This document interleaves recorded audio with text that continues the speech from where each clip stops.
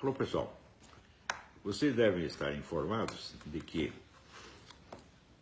a polícia, chefiada por um delegado que foi assessor condecorado do governador petista de Minas Gerais, foi proibida de divulgar os dados da investigação declaradamente para não ajudar o Bolsonaro.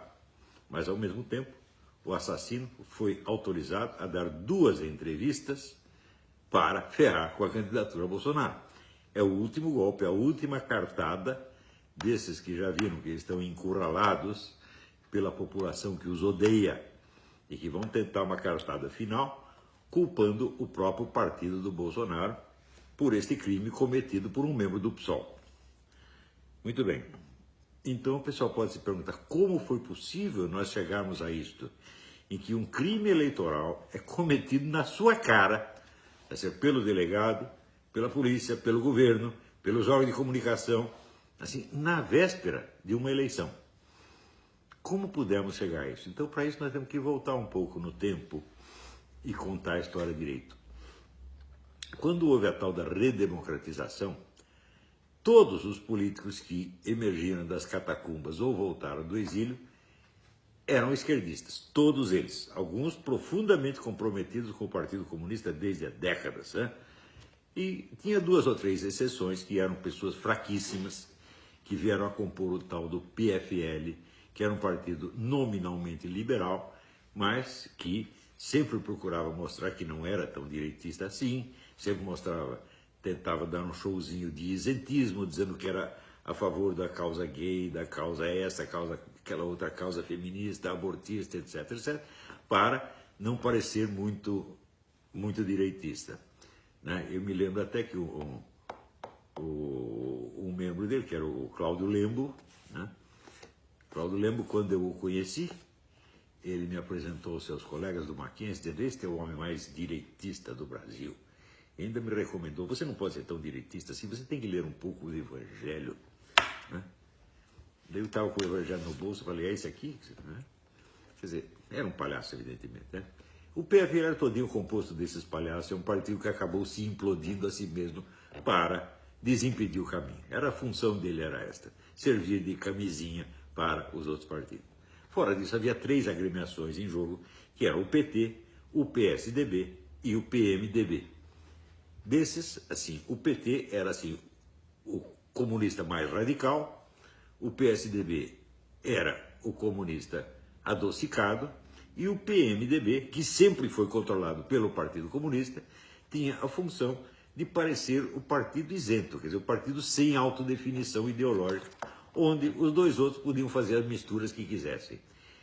Este composto, que estava 100% a serviço dos comunistas, foi o que constituiu o que nós chamamos a democracia brasileira, a redemocratização.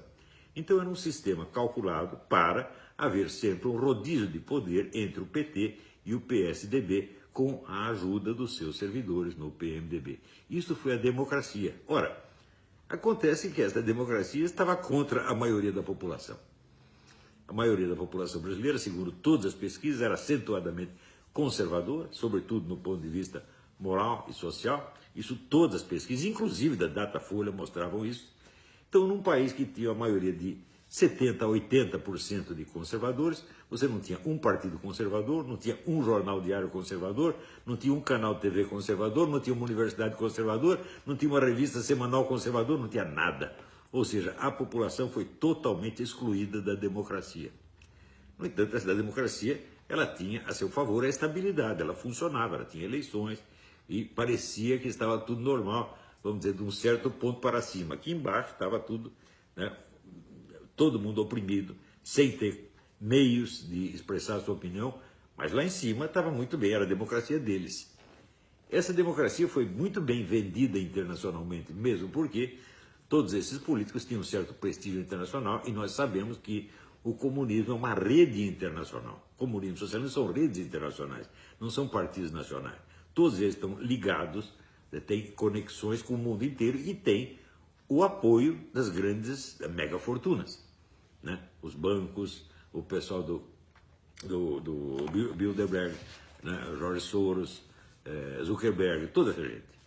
Então, é um poder descomunal que controlava o Brasil, quer dizer, a parte superior do Brasil, né, mantendo o povo sob censura, com mordaça, durante 30 ou 40 anos. Isto foi a democracia brasileira. Muito bem. Então, é evidente que foi a democracia calculada para consolidar o poder comunista, socialista, etc. Mais ainda após a fundação do Foro de São Paulo.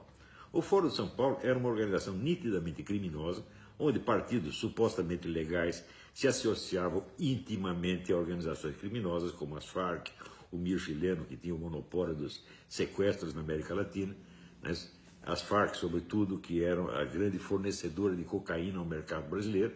Tudo isso, vamos dizer, numa intimidade totalmente obscena. E, na época, se você dissesse que havia uma parceria de PT e Farc, todo mundo ficava escandalizado. Mas você estava vendo lá o Lula presidir o Foro de São Paulo, junto com o Manuel Marulanda, que era o comandante das Farc. Ou seja, a parceria era óbvia, tá certo? Inegável. Mas ainda o Foro de São Paulo era um órgão internacional e a lei eleitoral brasileira proíbe o registro de qualquer partido que tenha filiação a qualquer órgão internacional. Então, o PT está na ilegalidade desde 1990 e colaborando com essa quadrilha criminosa, com várias quadrilhas criminosas, desde 1990, e a mídia inteira fazendo o possível para não ver, né? Tanto que a própria existência do Foro... Não esqueçam isso. O Foro de São Paulo foi a maior entidade política que já existiu na América Latina, congregando 200 partidos e outras organizações. Isso nunca existiu na América Latina.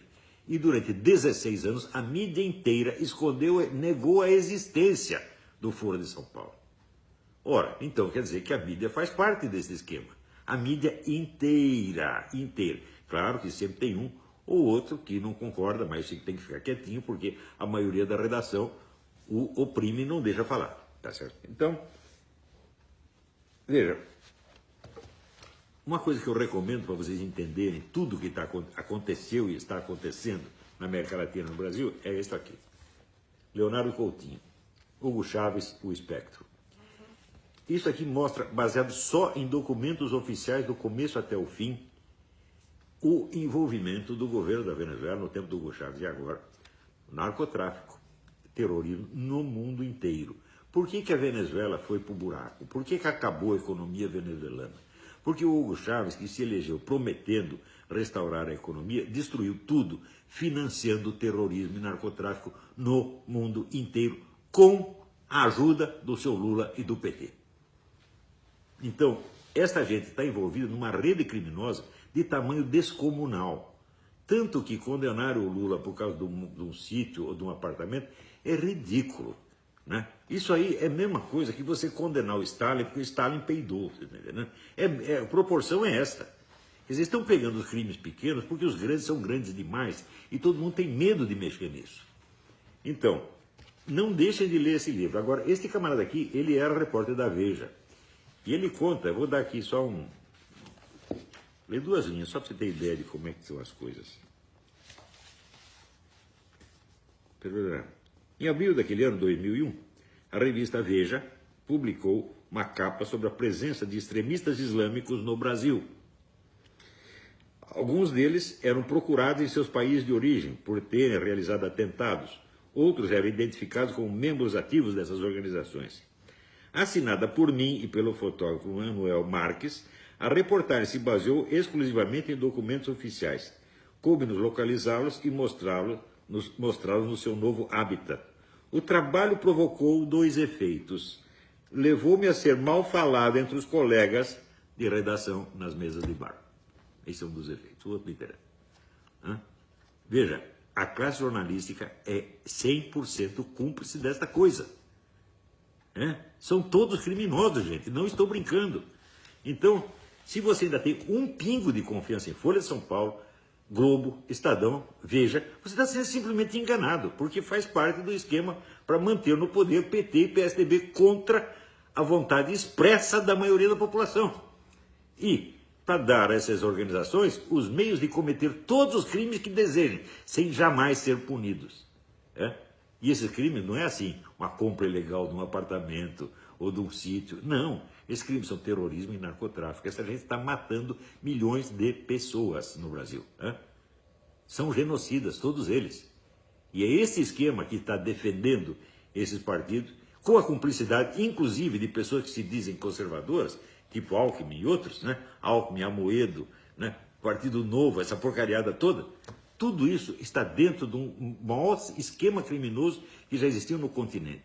Quando fala esquema criminoso, não é assim, propina, não é, dinheirinho que escorregou daqui para lá. Não, gente, é genocídio, é morticínio, é genocídio, é terrorismo. Né? Então, é claro que eles têm que se defender, porque eles sabem que quando o Bolsonaro for eleito, eles serão investigados e punidos. Eles não podem permitir que isso aconteça de jeito nenhum.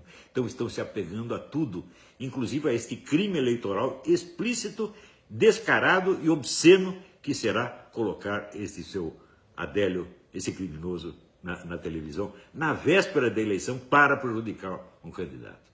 Gente, acordem, vocês não é uma disputa política, não é uma disputa eleitoral, tá certo?